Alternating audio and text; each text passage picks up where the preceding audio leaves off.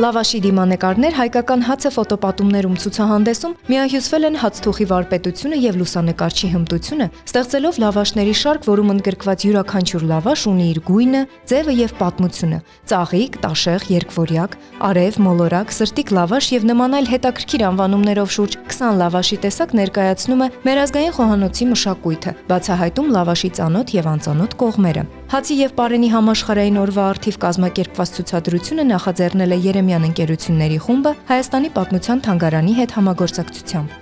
Հացը հայ ժողովրդի համար դա ասես ուտեստ չէ։ Հացը մեզ համար խորհրդանիշ է եւ կյանքի հիմքը ըստ էության։ Եվ հացը ունի ծիսապաշտամունքային կարևոր առանձնահատուկ դեր մեր կյանքում։ Մենք ասում ենք աղոհացով դիմավորել։ Ի նկատի ունենալով, որ մենք առատ ենք դռները բաց, լայն սրտով ենք դիմավորում։ Մենք ասում ենք աղոհացով մարդ, ի նկատի ունենալով առատաձեռն եւ հյուրասեր մարդ։ Եվ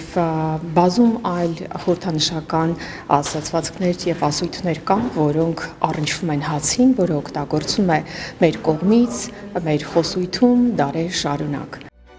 Երեմյանի խոսքով հացը ոչ միայն ինքնության կարևոր բաղադրիչ է, այլև նշանակալի դեր է կատարում կյանքի կարևորագույն պահերին։ Հացով դիմավորում են նորածիններին, լավաշով բարեկեցություն եւ քաղցր կյանք են մաղթում նորապսակներին, հացով ճանապարհում են մեծերին։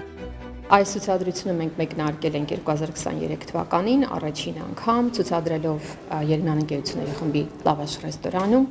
Ցուցադրության խորագիրն է լավաշի դիմանկարներ հայկական հացը ֆոտոպատումներում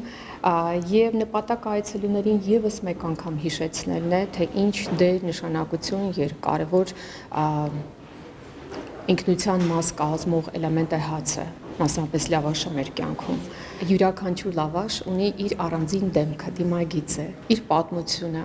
պայմանավորված հացթուխով, իր վարպետությամբ, իր ջերմությամբ, սիրով, որը տրվում է խմորին, որը փոխանցվում է հացին, կրակի օգնությամբ։ Երեմյան ընկերությունների խումբը կանգնած է Հայաստանի հյուրընկալության ոլորտի ակունքներում, վերհանելով եւ աշխարհին ներկայացնելով հայկական խոհանոցը, զարգացնելով գաստրոտուրիզմը, Հայաստանը դարձնելով զբոսաշրջային զարգացած ուղղություն։ Իսկ ազգային խոհանոցն անհնար է պատկերացնել առանց հայկական լավաշի, նրա պատմության, ավանդույթների եւ ծեսերի, որոնք դարձել են Երեմյան ընկերությունների խմբի հայկական ռեստորանների անբաժան մասը։ Հայաստանի պատմության թանգարանի համար իսկապես կարևոր է նման նախաձեռնությունները, որովհետև թանգարանը իրականացնելով իր հիմնական առաքելությունը, այն է հավաքել, պահպանել եւ սերունդներին փոխանցել մեր մշակութային ժառանգության արժեքները, կարևորում է նաեւ դրանց կենթանի պահելու,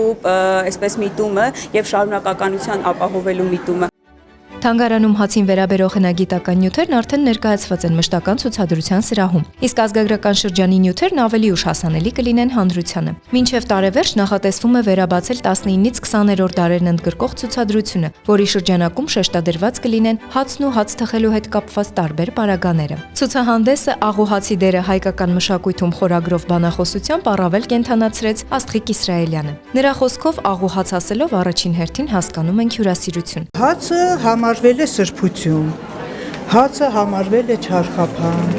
բարիք բերող, աղը նույնպես համարվել է մաքրագործող։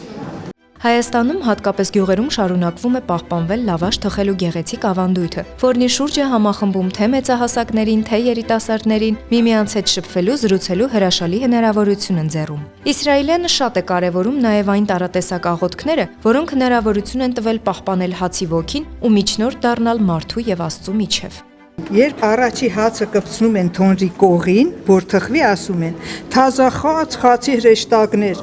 դուք օգնական եղեք, չարը բարին դարձրեք»։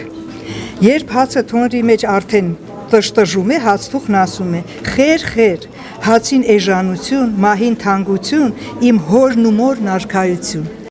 Ցուցահանդեսը հացին նվիրված ծիսական երգերի կատարումներով զարդարեց ակունք ազգագրական համույթը։